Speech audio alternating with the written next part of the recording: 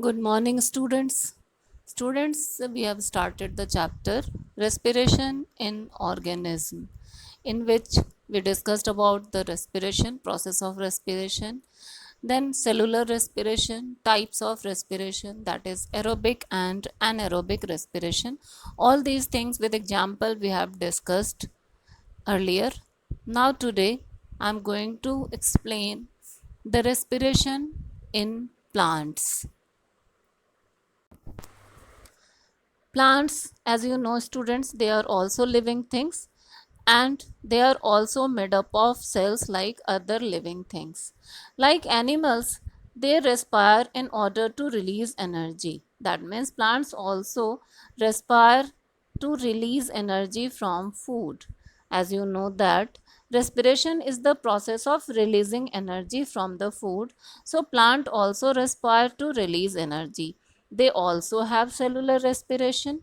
Plants synthesize sugar, which is used during respiration to produce energy. That means plants prepare sugar during the process of photosynthesis and they use that sugar during respiration to produce energy. The glucose molecules breaks down in the presence of oxygen to release energy through a stepwise reaction. The net result of cellular respiration is that carbon dioxide and water are formed and energy is released.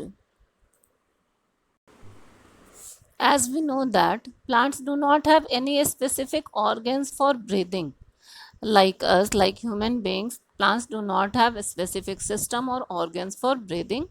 They utilize the simple process of diffusion for exchanging the gases oxygen and carbon dioxide.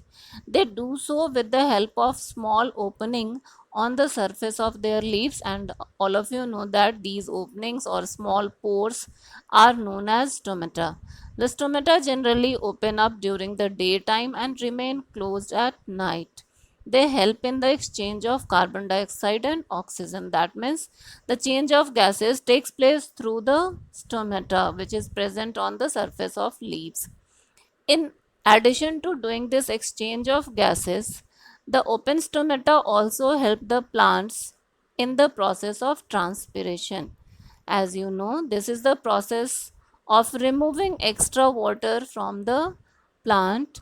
Transpiration is an important part of the water cycle in nature.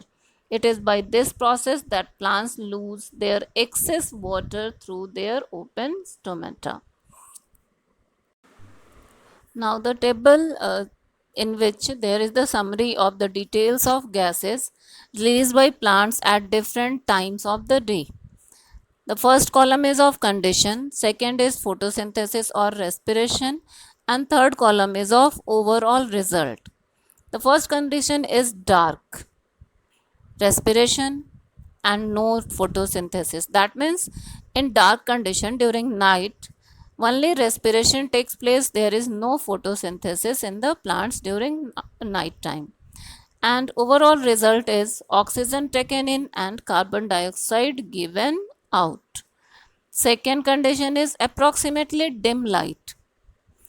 In that case, photosynthesis rate equals respiration rate and there is no net intake or release of either oxygen or carbon dioxide because the rate of photosynthesis is equal to the rate of respiration.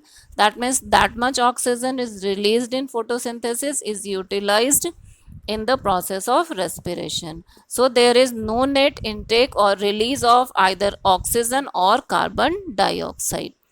The third condition is bright light.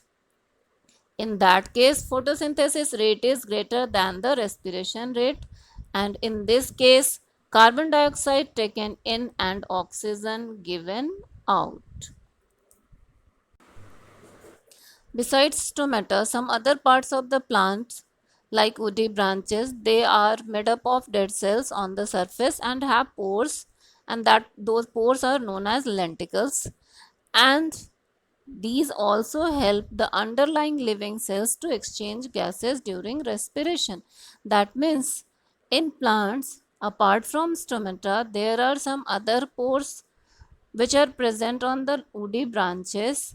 They are known as lenticels and they are used in exchange of gases during respiration. That means lenticels also help the plant to exchange in gases during respiration.